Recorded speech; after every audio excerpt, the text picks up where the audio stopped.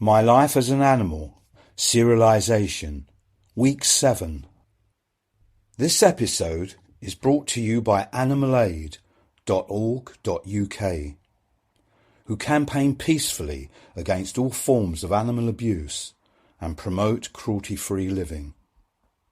It's now time to continue our audiobook here on UK Health Radio, My Life as an Animal, written by Andrew Tyler and read by Jim Smith.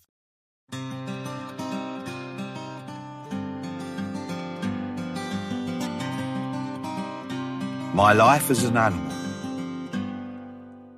While I was not New Scotland Yard's man of the moment, I suspect Sarah felt even more unloved by the headmistress of the primary school at which she did part-time work at the after-school play centre. One of the teachers was breeding gerbils, presumably to amuse the children with something funny and wriggly. In one of the classrooms, Sarah found about a dozen of them in a glass case that was resting on a window ledge with the glaring sun streaming through directly into their space. To someone who might say, "Why are you fussing about gerbils?" I would answer, gerbils might be very small against man, the giant, and sold cheap in pet shops. But that says nothing about these animals' real worth, how each one's life is precious to that individual, and that, like us, they tremble with the approach of danger. Sarah found the deputy head and explained her concern, while he stared motionless at the glass container. He said finally that they were happy gerbils. There was nothing to be concerned about. Sarah looked at him gravely and said he would do something or she would take it further. The gerbils remained on the ledge, and so she wrote to the head of science at the London Education Authority, expressing her anger and distress. After some days without a response, she phoned and pressed him to take action. And he did. She came into play school soon after that call, and the gerbils were gone from the window ledge. But almost simultaneously with making that discovery, Sarah was told she was wanted in the head teacher's office. She found the head and a deputy standing solemnly alongside each other, waiting for her to walk through the door. Without preliminaries, they launched into a joint verbal assault, complaining that Sarah had been disloyal, had betrayed them, and telling her how deeply disappointed they were. Sarah is not one to wilt in such situations, and it seems that the rest of the staff cocked an ear as the temperature and the volume kept on rising until the scene culminated in Sarah being fired. When she took on that job, there was something routine skipping and football going on. But the dominant force was the TV screen, around which would be a gathering of yawning, somnambulant children. Sarah outcompeted it with her enthusiasm, encouraging the take-up of signs of life activities such as painting, playing with toys, and interacting with each other. Somebody at Play Centre HQ, or wherever the big Play Centre decisions are made, must have known her worth because despite being fired, she was instantly offered another equivalent post and began again. In Sarah, people see an exuberant, voluble, and passionately intense individual overflowing with confidence. And it's true, she wakes up furious with the world, makes a couple of speeches at me and wants to put everything right by breakfast, by which time she might be phoning up radio stations and writing letters to newspapers. "You're lucky," people have said to her. "You're naturally brave." But she isn't. She has had to fight her nerves, speaking up, protesting against what is wrong, making herself unpopular in certain quarters. That doesn't come naturally. But it does get easier. The first call to a radio station, the first time speaking in public, there were her ice-covered mountains with the constant terror of a slip. But now, to continue the slippery metaphor, she equips herself with the right boots and rugged clothing, which translates into research your subject, know what you're talking about. At the end of 1987, I was contacted with a job offer by renowned Fleet Street figure Dennis Hackett, editor of Queen and Nova magazines in his sparkling, innovative, prime, and later a fixer and special projects maestro at several national dailies, including The Mirror and Express.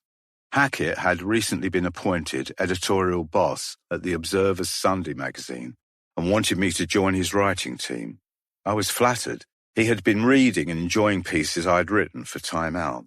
The classic Fleet Street newspapers, The Observer among them, had a gritty black and white enchantment about them when I was a young teen. Most people bought at least one title every morning, and the definition of the news was whatever the papers decided it was. Those were the days when typewriters made a clackety-clack noise as the keys were struck, and newspaper men supped booze at lunchtime until they were near senseless, but still filed their copy to deadline. Newsrooms were big, lively places, crackling with edgy exchanges and barked orders as deadlines approached. And at the heart of it was human drama, not Hollywood invented, but real. Real victory, defeat, love, betrayal and murder. The reporter's job was to find those stories and tell them, without fuss, to a prurient, gossip-hungry public. Hackett said he wanted the kind of thing I'd been doing for Time Out. They read nicely, he said. They were good and pacey. I asked him if I would be given time to put together the sort of pieces that had taken his fancy. Getting social outcasts to trust you and open up. People like rough sleeper Big Bill McCabe, or the Irish travellers who park for several days on the green in the middle of a South London roundabout. That all takes time. How long do you need? He asked, aiming a faintly sceptical look in my direction. They can take a month, I answered, although some are quicker and I work on more than one at a time. We went on to agree that I would be contracted to deliver 15 full-length features every 12 months for a set amount. The annual total was not impressive, but the payment per feature was better than I'd ever previously received. It was late November 1987. We recognised that by the time I had worked out my notice period at Time Out, it would be close to Christmas. We shook on the deal and resolved to meet up again in the new year.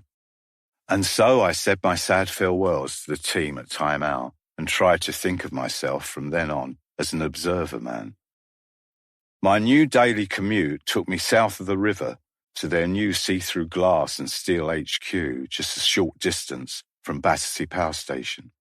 A new start with new colleagues, a new editor, and 3 or 4 sound ideas for stories. By the time I'd formally started, I had already made progress on what Dennis and I agreed would be my first feature, all about fur. Fur was a particularly volatile subject at that time due to the recent dissemination of images of fur-bearing animals being crushed and broken in metal traps, being anally electrocuted, cage by cage on fur farms, and much else that was gruesome and vicious about that unglamorous industry. My article would detail the leading role London plays in financing the global industry.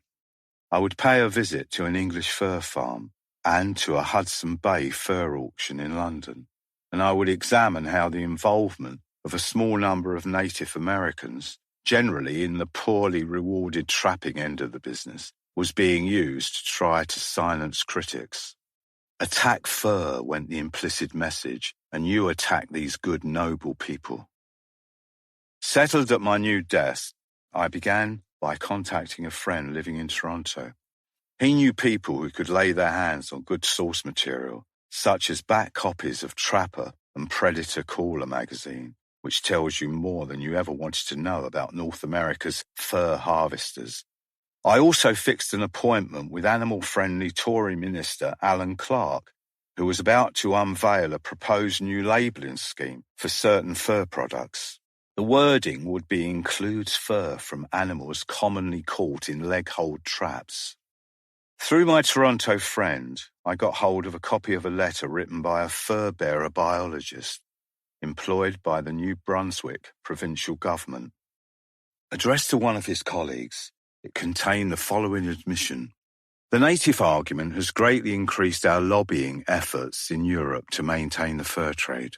The reason you hear the native side so much is that it's the most effective argument to keep us all trapping. In the same correspondence, the author admitted that in his own province, natives trap just 5% of the annual catch. I could find no one fiercer in his denunciation of the ethnic guilt tactic than a Native American called Paul Hollingsworth, founder of the Native Animal Brotherhood. The fur trade, he said, is the most insidious source of prejudice against native peoples. The Fur Institute of Canada and the government dragged token Indians all over Europe to get support for the white trapping, and the white fashion and fur industries, as if natives were some sort of noble gods. In contrast, back at home, they cut education programs that could get natives out of subsistence jobs like fur trapping. Statistics from the early 90s showed that Canada's native people were 6 times more likely to go to jail than a white person, and 3 times more prone to kill themselves. Their education and living conditions were also substantially inferior.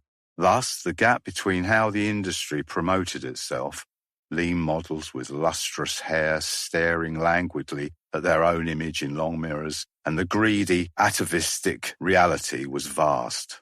I was simultaneously making good progress with a second prospective feature. This one centred on 5 friends from the Liverpool area, at least 3 of whom were ex-Everton football hooligans. With their terriers, lurchers and ferrets to hand, they will set about whatever wildlife was within reach. Their own law of nature was simple. If killing wild animals or getting them to fight each other for sport is bad, it wouldn't feel so good. In that sense, they operated to the same ethical standard as the traditionalist tally-ho hunting set, only without the ceremony. They did, however, dress the part in wax jackets and flat caps. I asked them how they saw themselves. The deluded answers included, as a sporting conservationist, a friend of nature, and a gentleman collector. The sort of collector who would be prepared to clear a nest of all its eggs, this one told me, even if it meant consigning the species concerned to extinction. Someone else would do it, he reasoned, if not me. I'd been at the Observer for just 4 or 5 weeks when Dennis Hackett suddenly left his post for reasons I never did discover. There was gossip that he couldn't settle because he was unable to muster the requisite enthusiasm for the job. Whatever the cause, my own position was now exposed. I was Hackett's man with an unusual contract. I was trusted to deliver considered pieces that took time to produce. A conventional editor would want more output for the same money. Within a few days, Hackett's successor made an appearance. We exchanged pleasantries, and she asked what I was working on. I told her about the fur piece and what I was now calling City Hunters. She smiled and thanked me, but was non-committal. It was on her 3rd or 4th day that she arrived in the office in a fur coat that came down, and I'm going to have to use the words literally to her shins. I know there are people who come over all dribbly dreamy when they behold a shiny, lustrous fur coat. They dream of things glamorous and beautiful. Hollywood, the Ritz, tall cold drinks cutting through a dazzling blue ocean on a billionaire's yacht. But I didn't see that. I saw Fred and Ethel Flintstone in their caveman animal skins. Anachronistic and awkward. I hate to think how many coyotes or foxes had had their skins stripped from their backs for the glorification of this tall, lean, glossy Scot. Even without thinking of the animals, it was an ugly thing. It's okay, she called over. It's farmed. I write about farmed fur in the piece I'll soon be giving you, I confirmed. It's not for us, she said the next morning. It's Sunday morning. Picture it. Our reader opens her Observer magazine and she wants uplift, not all this suffering. It's a serious piece, yes, but that's part of the mix, isn't it? Serious journalism. It just hasn't come off. I'm sorry, it's not what I'm looking for. She then asked me to help out with a piece on airports with difficult and unusual approaches, making it tough for the pilot to land. Could I do Hong Kong? I wrote up Hong Kong. Did I find it fascinating? No, I didn't. But there will be readers who did, and for them I'm happy. I finished City Hunters, read and proofed it several times, until I was convinced it was a clean, swift read with no clumsy syntax to trip up on, or jarring words to slow the reader down. I handed it to Angela, our new editor, as she was leaving for the evening and awaited a verdict. 4 days passed without comment. I saw her en route to the canteen and asked if she'd had a chance. She finished my sentence. To read it yet? I've had a look, yes, it's perfectly fine, but not one for us. I'm sorry. That was the end of it. We parted company. Incompatibility. My contract specified that I was due £6,000 or £7,000, and I got an assurance from her that it would be paid, and it was. But here I was, being put out with the bins, having arrived just weeks before, full of unquenchable optimism and positivity. Well, they were still unquenched, and they would remain so. The 2 pieces Angela turned down were certainly up to scratch. In fact, City Hunters is among the best features I ever wrote, for its phrasing, rhythm, and content. I took it to the Independent, which was just 2 years old at the time and much admired across Fleet Street. Its bold use of pictures made it the photographer's favourite, and freelance writers liked it because it was doing new things, such as refusing to genuflect before the royals and covering politics without the tiresome automated bashing of the other side. The following Saturday, September the 10th, 1988, the Indie launched a new second section called Weekend. City Hunters occupied the whole of the front page. The Observer wreckage reminded me that I was better off as a freelance, following my own enthusiasms and goals rather than occupying a slot in a newsroom from which a particular kind of output is expected. How do you expand your reach when your movement is so limited? As a freelance, you work harder, and earning a living is practically impossible. And it works only to the extent that it did for me by having receptive commissioning editors in 4, 5 or more major titles. Alexander Chancellor, editor of the Saturday Independent magazine, was not a natural match for me and my writing, but I liked and respected him as an editor. His background was Eton and Trinity College, Cambridge, and he had a grandfather who was the first governor of Southern Rhodesia. Alexander made his name by resuscitating the ailing right-wing Spectator magazine, of which he was editor from 1975 to 1984. He doubled its circulation. Notwithstanding all of that, he was always receptive to my ideas, even the ones that didn't make the final cut. Some of those that did were seriously at odds with received opinion, but he went with them because the kind of magazine he wanted to edit was diverse and at times troublesome. Fitting into the troublesome category was my recounting of a startling new origin of AIDS theory that was beginning to cause high-level fretting in US scientific circles. The theories that scientists have championed usually focus on dark continence, sex, and initiation rites, or people going deep into the bush and getting bitten by a monkey. The new theory, which puts scientists themselves in the frame, centered on a 1950s mass polio vaccination campaign across Central Africa, orchestrated by a US-based scientist. One or more of his vaccine batches was contaminated, goes the theory, with simian immunodeficiency virus, SIV, the monkey equivalent of HIV. Contamination would have been a logical outcome of a vaccine production system that used ground-up monkey kidneys as a culture medium for growing the weakened polio virus. And if any of those monkeys killed for their kidneys had been infected with SIV, it wouldn't have been picked up because SIV wasn't known at that time.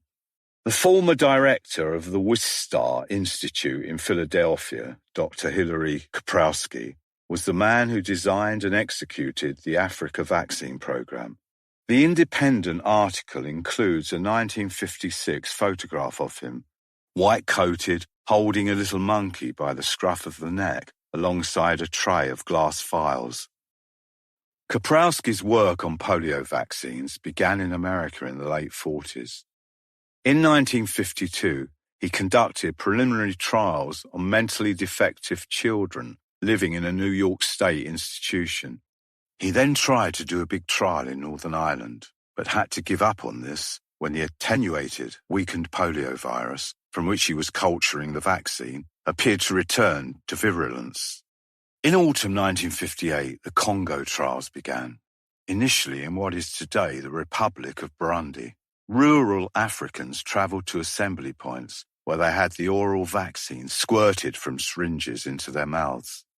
Some 12,000 people daily were fed the vaccine. Nearly half of them were children.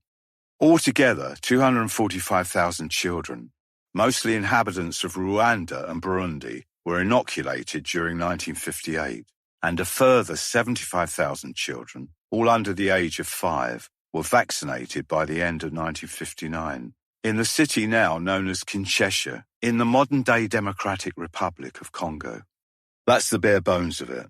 This troubling episode, which has direct relevance for our own age because of biomedical science's continued use of animal tissue, came to light during the persistence of a couple of medical researchers well outside the scientific mainstream.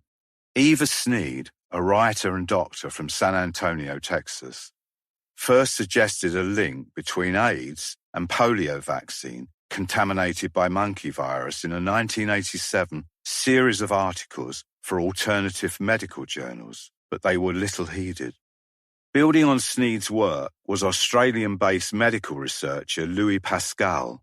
He was the first to identify the 1958 Congo vaccine program as the event which could have marked the beginning of AIDS in Africa. After having previous papers cold-shouldered by scientific journals, he began circulating his 10-page hypotheses, samizdat style, asking each recipient to make a photocopy and pass it on. That's how I received my own copy. When the Congo theory was finally published above ground, it appeared not in a scientific journal, but in Rolling Stone magazine. Some of the biggest names in biological science now felt ready to come forward and demand further investigation of old vaccine batches and the recovery of any other historic clues. The battle over the Congo vaccine would get increasingly intense in the years ahead, and the focus would switch to chimpanzee virus. All manner of tests were conducted on viral and vaccine samples, and inevitably more monkeys were tortured through a fresh round of infection experiments. Kaprowski, meanwhile, fought back through the courts and forced an apology from Rolling Stone. Did contaminated polio vaccine cause AIDS? I asked in my April 1988 independent piece. None of the laboratory or other investigations supported that claim, and so the verdict had to be not proven. But what was clear, even in 1988, was the evidence of risk and damage caused by the biomedical use of animal tissues, body parts and excretions. It was time to call a halt. In a similar vein, Alexandra agreed to my going to Palo Alto, California, to visit a biotech company that was breeding immune-deficient mice and then surgically inserting into them bits of the internal organs from aborted human fetuses. These visionaries of the grotesque claim that their selectively bred and surgically altered mice constituted a biological first, a properly functioning human immune system inside another species. That made the mice ideal, I was told, for trying out new drugs meant for humans. They called the mouse skidoo. The skid part referred to severe combined immune deficiency, while hue signaled that aborted human material had been surgically inserted. There were different versions of skidoo. The favourite of the company's science director, which she referred to as his full house fetal implant, called for parts of the thymus gland to be tucked in beside one of the mouse's kidneys, lymph node to be lined up beside the other kidney, and human liver cells, which were injected close to the tail. As you might have expected, the mice's living space provided zero comfort. They were confined in shoebox-sized Perspex containers, row upon row on stacked shelves in rooms of heavily filtered air. They fed on irradiated food pellets and defecated on sterilized shredded newsprint.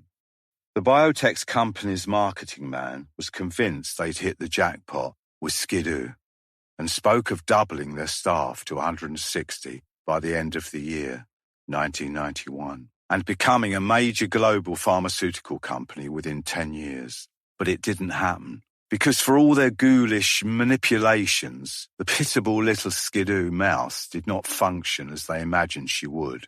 It turned out that she had some mouse immune function after all, thereby making interpretation of test results a palpably unreliable business. By 1997, the company had been swallowed up by a major Swiss-based pharmaceutical giant.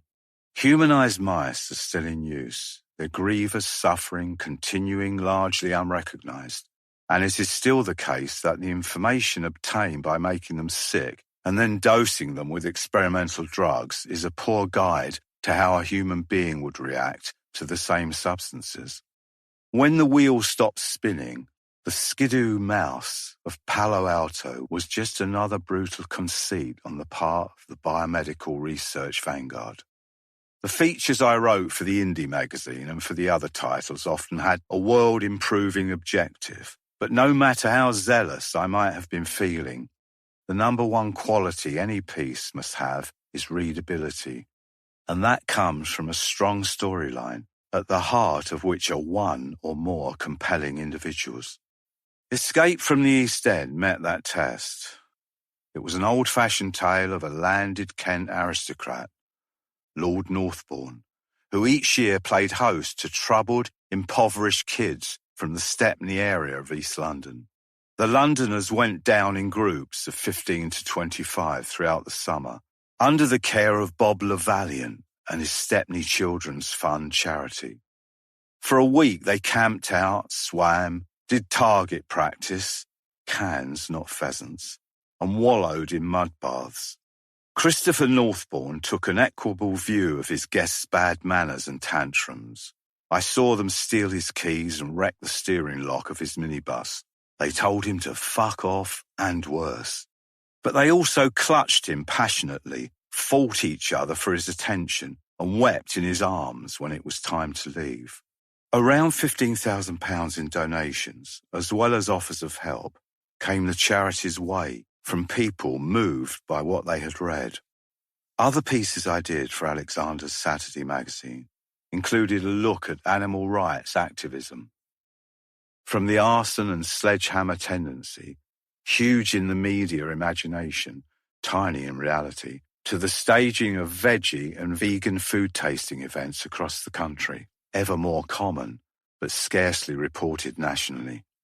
Jim Junkies described the obsessional world of competition bodybuilding, with its ceaseless weight training and routine use of anabolic steroids, a chemical that transforms some adepts into Jekyll and Hyde monsters.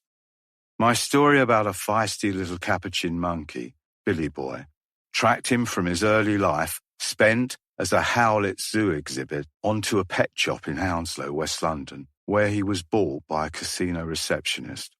The casino man thought he could win the male dominance battle with an 18-inch tall Billy Boy by getting into a fistfight with him. Billy Boy survived the fall, and when I found him, he was caged at the bottom of a garden in Nazing, Essex, under the new ownership of a postman cum conservationist called Lee Warner. Warner believed his special calling was to encourage more keeping and breeding of pet monkeys as a hedge against species extinction. This made no sense for at least 3 reasons. 1, people with pet monkeys can't meet their most basic needs, and so the monkeys suffer. 2, there were already more capuchins than anyone wanted thanks to profligate breeding by zoos. 3, repatriating former pets and zoo exhibits to their natural habitat is too complex and expensive, which is why it rarely happens. I can barely remember a regular back-and-forth conversation with Alexander, but that's probably because we were both fairly subdued in each other's company. His senior editorial colleague, Justin Picardi, was the nuts and bolts facilitator for my pieces and would always be in Alexander's office with us as I pitched my ideas. Although he didn't do a lot of talking, if there was a gap or an inconsistency in a proposal, he'd ask the question that would reveal it. When a proposal was rejected, it stung a little. 2 or 3 rejections in a row gnawed at your confidence, and you wondered if your antennae were still in working order. Alexander died in January 2017. His literary editor at The Spectator, Geoffrey Wheatcroft, said of him, He was a completely wonderful editor, even if we couldn't always understand why he was. We loved him. I was simply grateful that Alexander Chancellor was there to say yes to numerous and varied feature articles, some of which editors of most other mainstream titles wouldn't have touched.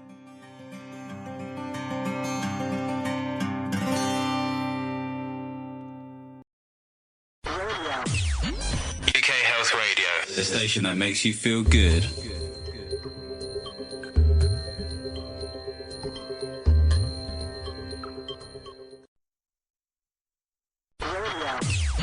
UK Health Radio, the station that makes you feel good.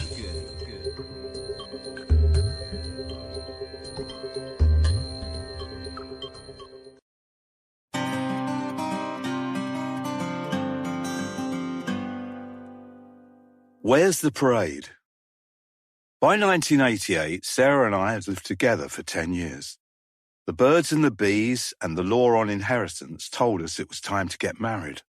We decided, portentously, that it should happen on the 8th day of the 8th month of 1988, and it would be a discreet micro-event, hopefully minus the emotional push and pull that comes with large gatherings of not always compatible families and friends. Even Davy was absent, but only because being there would have meant him missing a camping holiday with his schoolmates that he'd long been excited about. But he would be at the reception, a meal for 12 or 15 intimates, the following week at a fine Thai restaurant in Soho. As we readied ourselves for the big day, we witnessed some true magic. It came during our hunt for the rings. We didn't want South African gold. We took seriously the trade and cultural boycott of the apartheid regime. Since it was almost impossible to identify gold items that weren't South Africa linked, we decided on silver. Something simple and elegant, but everything we found looked tinny and cheap, especially the ones with the glittering quasi-precious stones. We checked in every kind of jewellery and trinket store, the upmarket independents and the cheap local branches of national chains, but found nothing. Time was running out. We were already into August. Though it looked unpromising, we decided to call in on a little improvised second-hand bric-a-brac shop that was no more than half a mile down the road from our flat. We told the manager what we were after, 2 silver bands to signify we were betrothed. No gaudy embellishments. "Well, I've got these," he said, "but they're just something a student made." And they were. The larger, broader one a perfect fit for my chunky finger, and the other tailor-made for Sarah. And I believe they cost just £6 or £7 for the pair. That they were the work of a student, rather than anonymous output of the global trade in precious metals, made it uncannily perfect. The wedding was at Camden Registry Office. It was a minimalist affair, with just 3 friends present to bear witness and take photographs. The unexpected bonus was the registrar welcoming the presence of our 2 dogs, elderly Oski and Penny, the anarchist. He said that dogs were typically less troublesome than most people. Sarah wore a white blouse, a dark pencil-lined skirt and black wide-brimmed straw hat that was brightened with a red rose. As a sign of our continuing straitened circumstances, my dark jeans and patterned tie were borrowed from downstairs neighbours, Rob and Alex, although the white shirt was my own. The wedding party now moved on to Hampstead Heath, where Sarah and I did moody posing for photos in the long grass, and while clinging to the trunks of a sycamore and a weeping willow. Rob banged off a quick roll of black and white images on an old-fashioned metal camera, and the end result was very classy. It had been a perfect wedding day, free of the usual fuss and worry. It was tranquil, peaceful, and woozy, with wine and sweet liqueurs. There were regular gusts of laughter as we remembered the daft things we did in our youth. And it was cheap, or shall I say, low budget. We could afford no idling time in those days. The next feature article already beckoned, and Sarah had to prepare for an imminent demo she was jointly organising against London Zoo's treatment of unglamorous forgotten animals, such as the little mongooses from the African savannah who were kept in a 10-foot by 8-foot glass case, decorated with a few dead branches and some rocks. With our growing volume of background research materials, we badly needed one of those reassuringly heavy metal filing cabinets that screech and groan however carefully you pull out a drawer.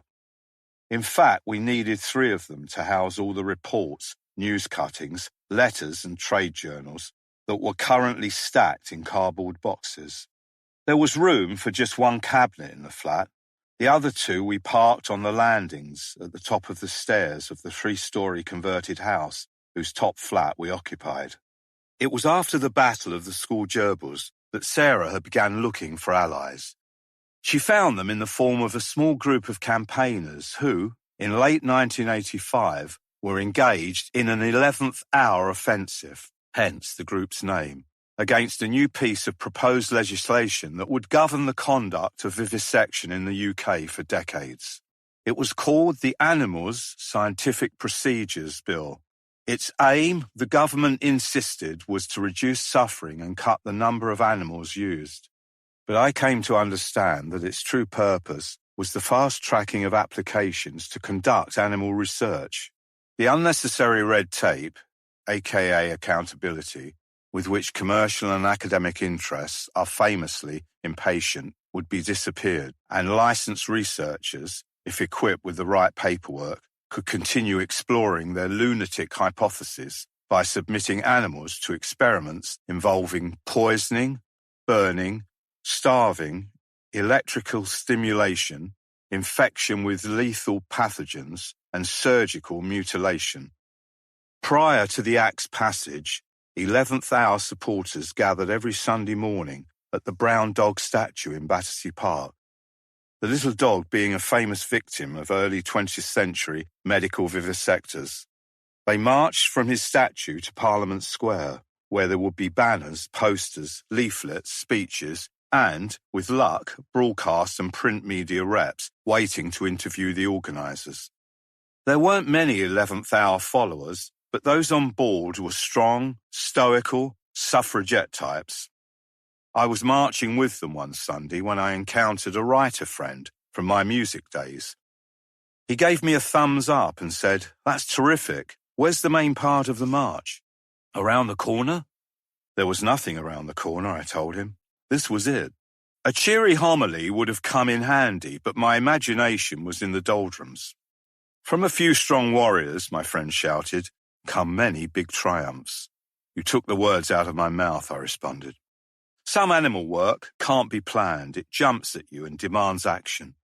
One such case began with a letter from a woman who'd seen that Sara was a regular contributor to the letters page of the local paper. On her council housing estate, the woman wrote, there was a dog, Reno, who for 3 months had been living alone in a burnt-out flat, barking day and night. Reno belonged to a dysfunctional, intimidating family that no one had wanted to tackle. It was said to have been their young son who started the fire, after which they moved on but didn't want Reno with them. A son came back daily for a few minutes to feed him. Otherwise, he was alone in the charred ruins. Sara walked by herself to the burnt-out house. I was in the Isle of Wight checking out pig farms, which was located just yards from a moderately busy road. She immediately heard the distressed barking, but couldn't see Reno for all the hardboard panelling that was hammered across windows and the front doors. She quickly got to work, contacting the local authority, the police, a dog charity, animal-friendly journalist Brian Shaw, and the ward councillor, and pleaded for a resolution of the dismal situation. No one would help. The RSPCA's view was that the dog was being fed, and therefore there was nothing they could do. Davy, by now a young man of 22 and with his own flat in South London, happened to be visiting his mum while the abandoned dog drama was being played out. After a long dog walk with Sara, they went to Reno's apartment. It was about 3 p.m. They heard the barking. Davy saw how distressed his mother was, exclaimed, "Oh, fuck it," and punched a hole in the hardboard covering the front door.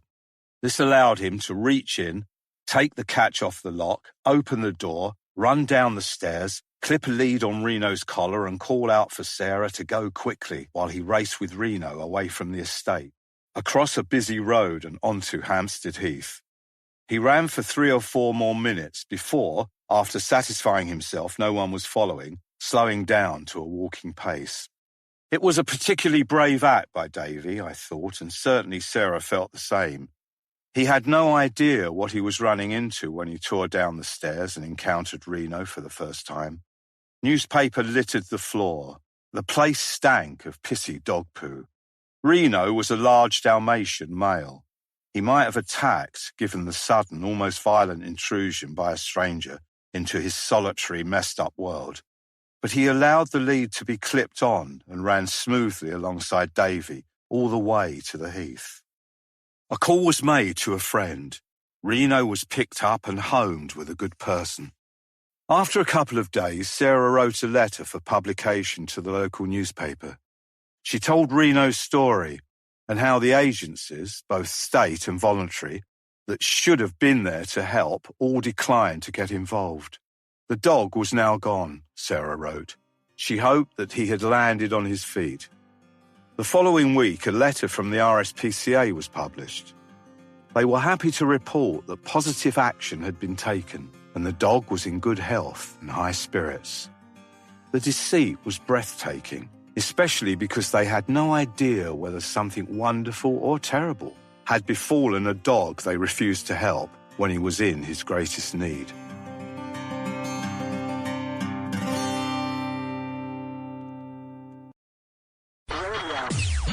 UK Health Radio, the station that makes you feel good.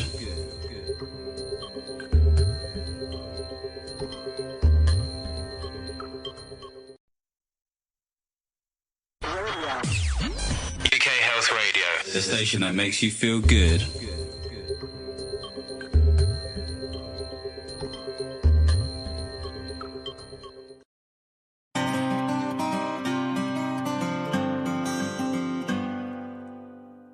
On reflection, I remember being impressed by Davy's quiet resolve when, aged 15, he helped me with a time-out investigation.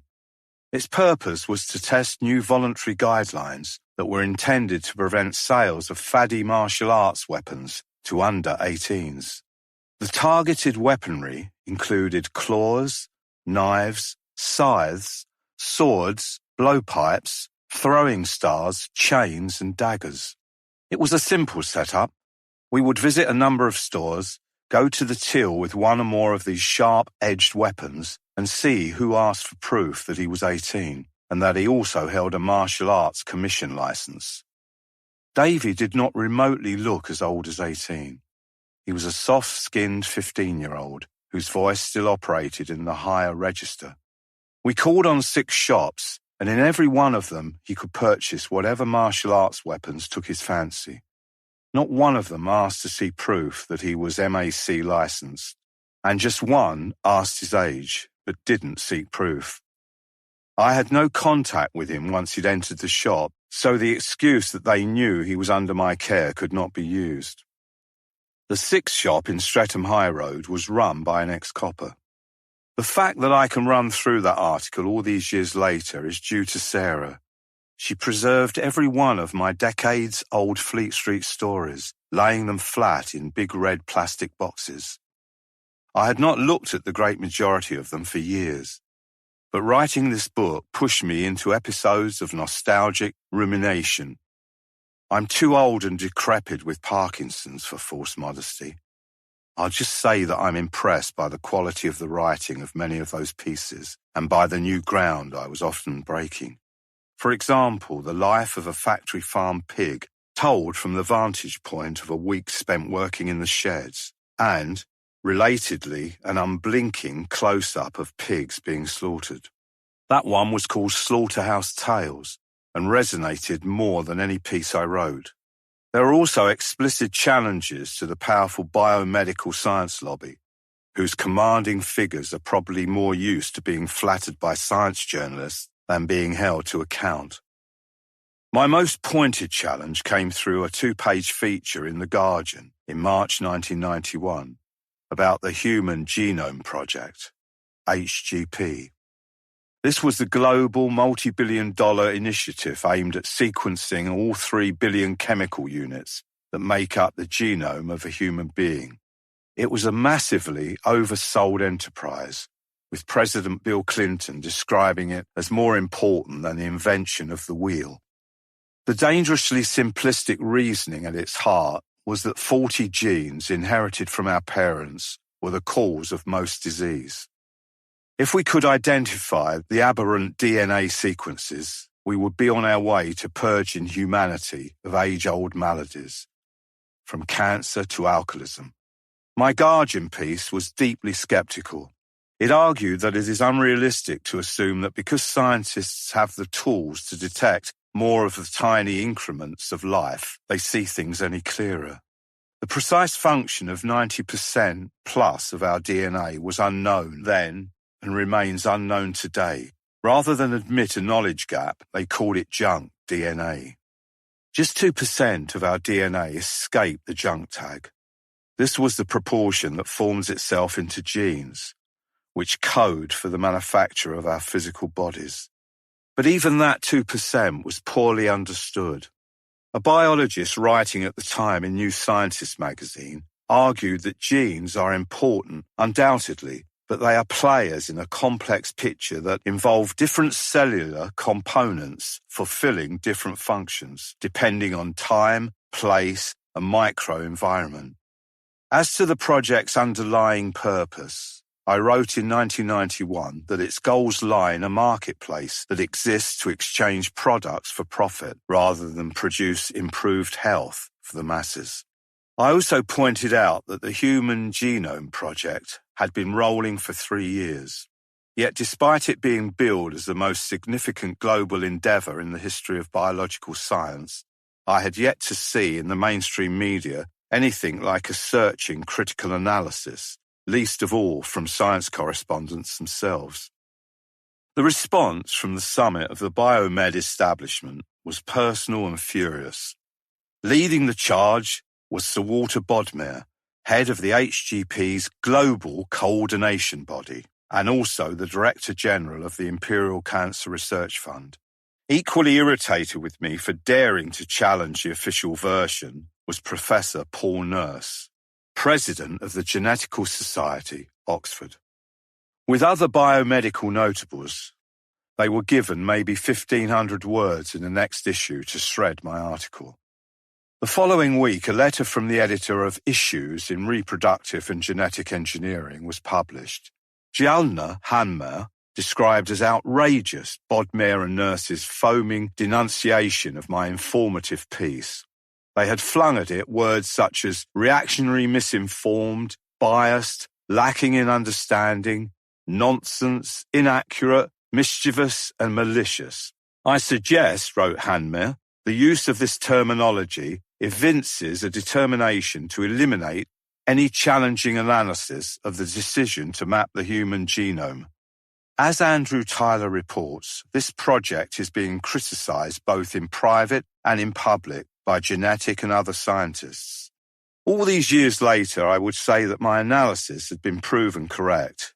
The genetics revolution has delivered a great many costly diagnostic and testing tools. DNA databases have been created, and it has given birth to a huge market in genetically altered mice for use as disease models. But nothing in the way of remedies or palliatives that are remotely commensurate with the huge sums spent and the promises made. There were further clashes with Bodmer in the pages of the New Statesman, arising from my criticism of medical research charities, such as his own ICRF, that conduct or fund animal research.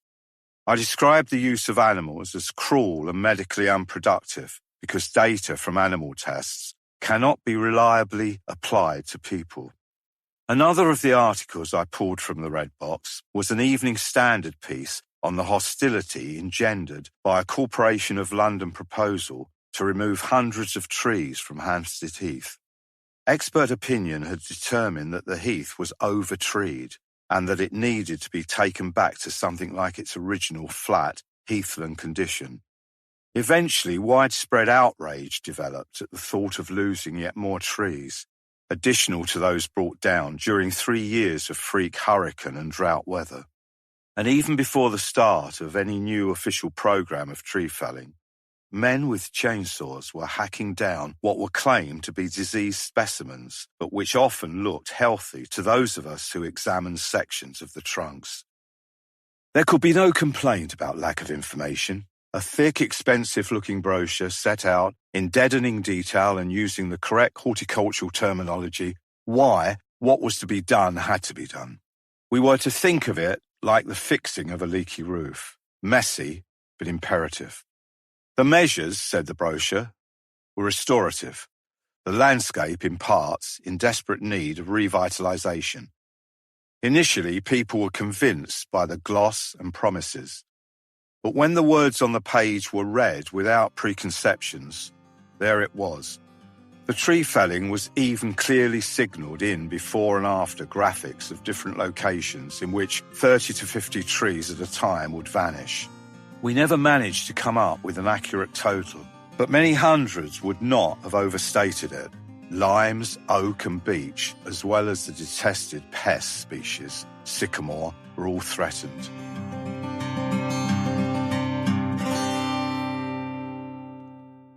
That was My Life as an Animal by Andrew Tyler and read by Jim Smith.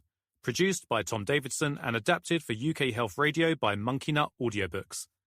My Life as an Animal is available on Audible and audiobook sites. Be sure to tune in next time to hear more from this title. This audiobook is published by Monkey Nut Audiobooks in Hampshire, UK.